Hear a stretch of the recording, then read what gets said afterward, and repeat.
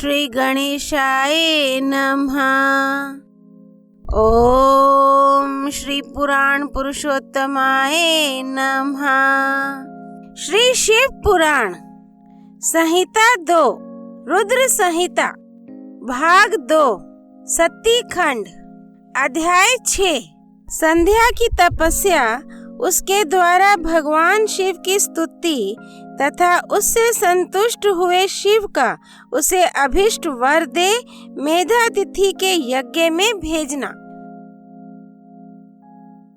ब्रह्मा जी कहते हैं, मेरे पुत्रों में श्रेष्ठ महाप्राज्ञ नारद तपस्या के नियम का उपदेश दे जब वशिष्ठ जी अपने घर चले गए, तब तप के उस विधान को समझकर संध्या मन ही मन बहुत प्रसन्न हुई। फिर तो वह सानंद मन से तपस्विनी के योग्य वेश बनाकर बृहलोहित सरोवर के तट पर ही तपस्या करने लगी। वशिष्ठ जी ने तपस्या के लिए जिस मंत्र को साधन बताया था, उसी से उत्तम भक्ति भाव के साथ वह भगवान शंकर की आराधना करने लगी। उसने भगवान शिव में अपने चित्त को लगा दिया और एकाग्र मन से वह बड़ी भारी तपस्या करने लगी। उस तपस्या में लगे हुए उसके 4 युग व्यतीत हो गए। तब भगवान शिव उसकी तपस्या से संतुष्ट हो बड़े प्रसन्न हुए तथा बाहर भीतर और आकाश में अपने स्वरूप का दर्शन कराकर जिस रूप का वह चिंतन करती थी, उसी रूप से उसकी आंखों के सामने प्रकट हो गए। उसने मन से जिनका चिंतन किया था, उन्हीं प्रभु शंकर को अपने सामने खड़ा देख वह अत्यंत आनंद में निमग्न हो गई।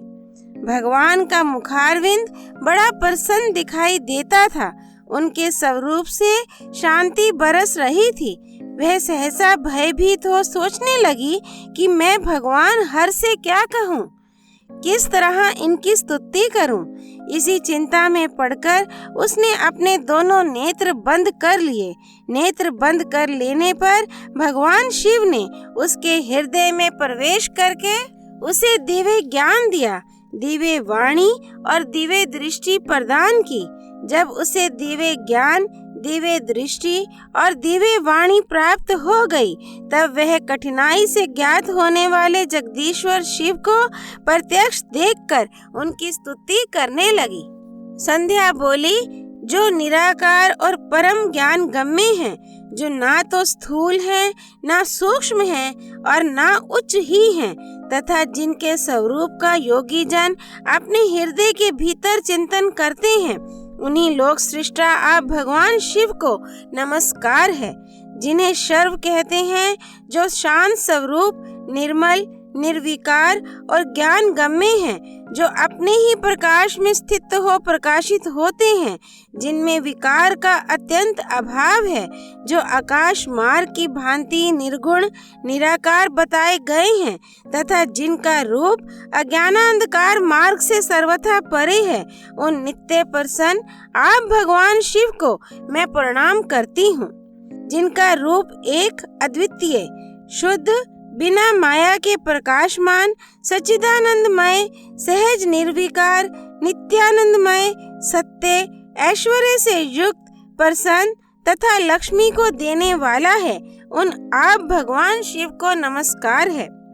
जिनके स्वरूप की ज्ञान रूप से ही उद्भावना की जा सकती है, जो इस जगत से सर्वथा भिन्न है एवं सत्प्रधान, ध्यान के योग्य, आत्म स्वरूप, सारभूत, सबको पार लगाने वाला तथा पवित्र वस्तुओं में भी परम पवित्र है, उन आप महेश्वर को मेरा नमस्कार है। आपका जो स्वरूप शुद्ध, मनोहर, रत्नमय आभूषणों से विभूषित तथा स्वच्छ कर्पूर के समान गौर वर्ण है, जिसने अपने हाथों में वर, अभ्य, शूल और मुंड धारण कर रखा है, उस दिव्य, चिन्मय, सगुण, साकार विग्रह से सुशोभित आप योग युक्त भगवान शिव को नमस्कार है। आकाश, पृथ्वी, दिशाएं, जल, तेज तथा काल, ये जिनके रूप हैं, उन आप परमेश्वर को नमस्कार है।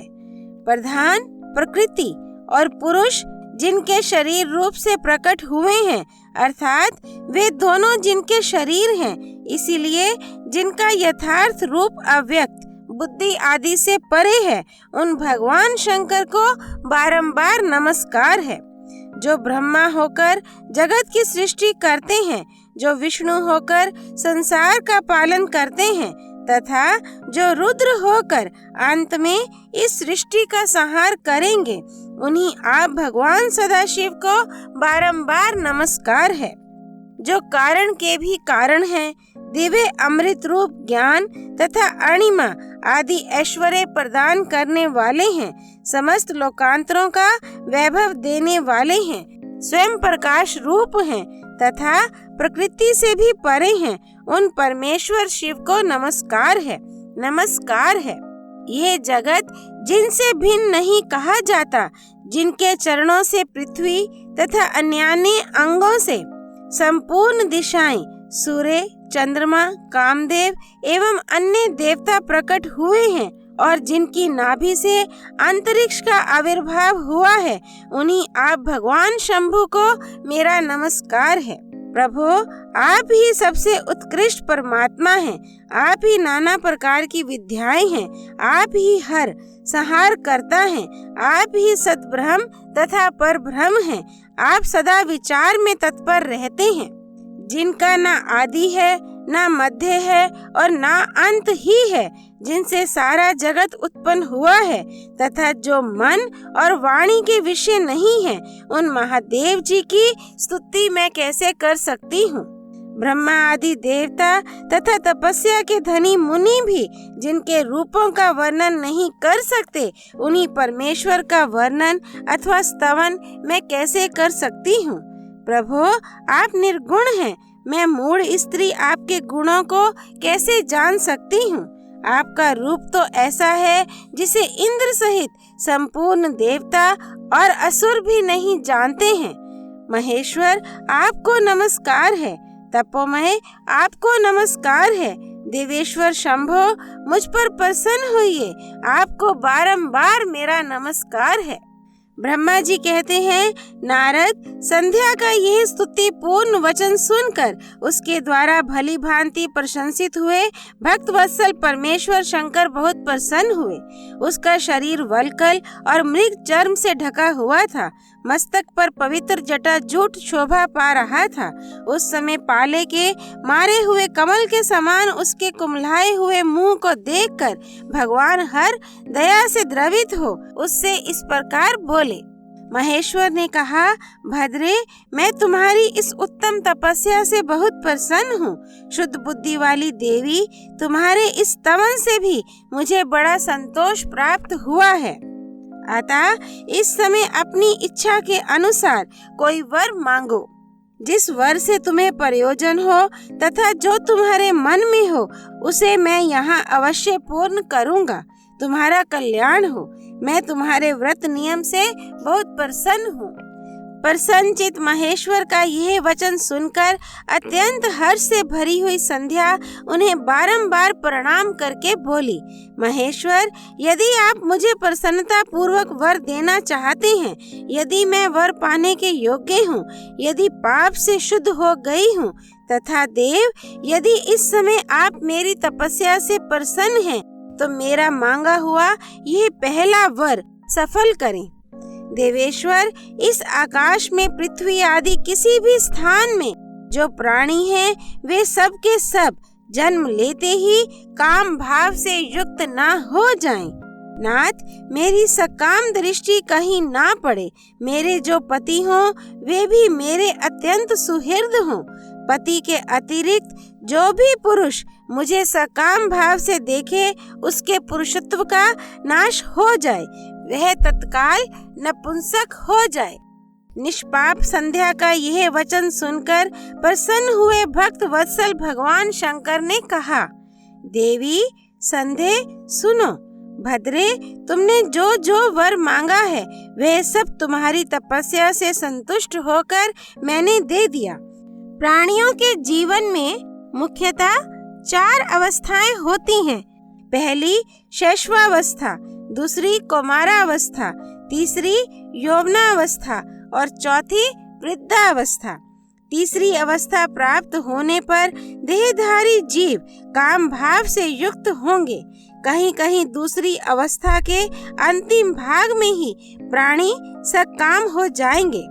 तुम्हारी तपस्या के प्रभाव से मैंने जगत में सकाम भाव के उदय की यह मर्यादा स्थापित कर दी है, जिससे देहधारी जीव जन्म लेते ही कामासक्त न हो जाएं। तुम भी इस लोक में वैसे दिव्य सती भाव को प्राप्त करो जैसा तीनों लोकों में दूसरी किसी स्त्री के लिए संभव नहीं होगा।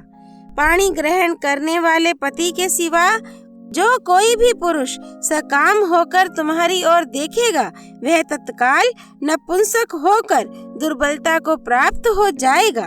तुम्हारे पति महान तपस्वी तथा दिव्य रूप से संपन्न एक महाभाग महर्षि होंगे, जो तुम्हारे साथ 7 कल्पों तक जीवित रहेंगे। तुमने मुझसे जो जो वर मांगे थे वे सब मैंने पूर्ण कर दिए। अब मैं तुमसे दूसरी बात कहूँगा जो पूर्व जन्म से संबंध रखती है। तुमने पहले से ही ये प्रतिज्ञा कर रखी है कि मैं अग्नि में अपने शरीर को त्याग दूंगी। उस प्रतिज्ञा को सफल करने के लिए मैं तुम्हें एक उपाय बताता हूँ, उसे निस्संदेह करो। मुनिवर मेधातिथि का एक यज्ञ चल रहा है जो 12 वर्षों तक चालू रहने वाला है। उसमें अग्नि पूर्णतया प्रज्वलित है। तुम बिना विलंब किए उसी अग्नि में अपने शरीर का उत्सर्ग कर दो। इसी पर्वत की उपत्यका में चंद्रभागा नदी के तट पर तापसा आश्रम में मुनिवर मेधातिथि महायज्ञ का अनुष्ठान करते हैं।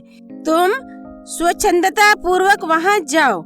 मुनि तुम्हें वहां देख नहीं सकेंगे। मेरी कृपा से तुम मुनि की अग्नि से प्रकट हुई पुत्री होगी। तुम्हारे मन में जिस किसी स्वामी को प्राप्त करने की इच्छा हो उसे हृदय में धारण कर उसी का चिंतन करते हुए तुम अपने शरीर को उस यज्ञ की अग्नि में होम दो। संध्या जब तुम इस पर्वत पर 4 युगों तक के लिए कठोर तपस्या कर रही थी, उन्हीं दिनों उस चतुर्युगी का सत्य युग बीत जाने पर त्रेता के प्रथम भाग में प्रजापति दक्ष के बहुत सी कन्याएं हुई। उन्होंने अपनी उन सुशील कन्याओं का यथा योग्य वरों के साथ विवाह कर दिया। उनमें से 27 कन्याओं का विवाह उन्होंने चंद्रमा के साथ किया। चंद्रमा अन्य सब पत्नियों को छोड़कर केवल रोहिणी से प्रेम करने लगे। इसके कारण क्रोध से भरे हुए दक्ष ने जब चंद्रमा को शाप दे दिया तब समस्त देवता तुम्हारे पास आए। परंतु संध्या तुम्हारा मन तो मुझ में लगा हुआ था, अतः तुमने ब्रह्मा जी के साथ आए हुए उन देवताओं पर दृष्टिपात ही नहीं किया। तब ब्रह्मा जी ने आकाश की ओर देखकर और चंद्रमा पुनः अपने स्वरूप को प्राप्त करें ये उद्देश्य मन में रखकर उन्हें शाप से छुड़ाने के लिए एक नदी की सृष्टि की, जो चंद्र या चंद्रभागा नदी के नाम से विख्यात हुई। चंद्रभागा के प्रादुर्भाव काल में ही महर्षि मेधातिथि यहाँ उपस्थित हुए थे। तपस्या के द्वारा उनकी समानता करने वाला ना तो कोई हुआ है, ना है और ना होगा ही। उन महर्षि ने महान विधि विधान के साथ दीर्घ काल तक चलने वाले ज्योतिष्टोम नामक यज्ञ का आरंभ किया है। उसमें अग्निदेव पूर्ण रूप से प्रज्वलित हो रहे हैं। उसी आग में तुम अपने शरीर को डाल दो और परम पवित्र हो जाओ। ऐसा करने से इस समय तुम्हारी वह प्रतिज्ञा पूर्ण हो जाएगी। इस प्रकार संध्या को उसके हित का उपदेश देकर देवेश्वर भगवान शिव वहीं अंतर्धान हो गए। अध्याय 6 संपूर्ण। भक्त वत्सल भगवान शिव शंकर शंभु की जय। ब्रह्मा मानस पुत्री संध्या देवी की जय। चंद्रभागा नदी की जय। मेधातिथि मुनि की जय। हर हर महादेव। श्री हरि अर्पणमस्तु।